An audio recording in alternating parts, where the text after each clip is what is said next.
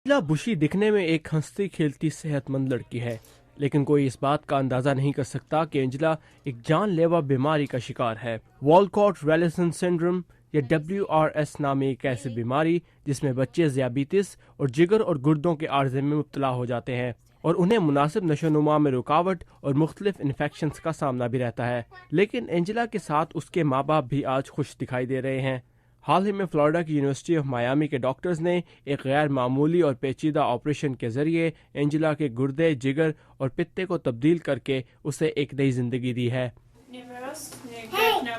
डॉक्टरों ने जो किया वो किसी मुआजिज़े से कम नहीं। डॉक्टर अकीन टिकीन ने एंजेला के इस ऑपरेशन में मदद की है। उनके मुताबिक एंजेला की सेहतमंद जिंदगी के बारे में कुछ कहना अभी कबलस वक्त है, लेकिन वो पुरुमीद जरूर हैं। हम मौजूदा सूरत हाल से काफी मुतमईन हैं।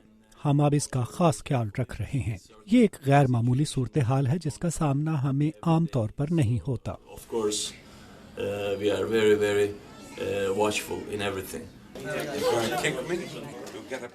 यूनिवर्सिटी ऑफ मायामी के शोबा ट्रांसप्लांटेशन के सरबराह डॉक्टर एंड्रिस जाकिस का कहना है कि ये एक पेचीदा ऑपरेशन था।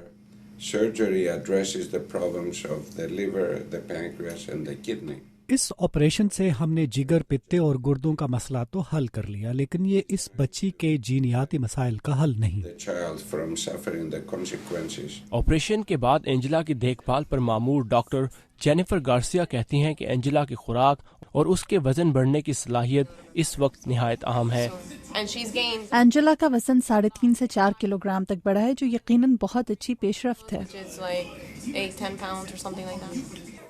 एंजेला के वालिदैन 2005 में अल्बानिया से हिजरत करके अमेरिका आए थे। एंजेला के वालिद का कहना है कि एंजेला पैदाइश से 1 साल तक बिल्कुल ठीक थी, लेकिन फिर उसके बाद उसकी सेहत खराब रहने लगी। हमारी परेशानी उस वक्त शुरू हुई जब एंजेला को नज़ला रहने लगा। पिछले साल हमारी 18 माह की बेटी अलिसिया इस बीमारी की तशखीस न होने के बायस इंतकाल कर गई।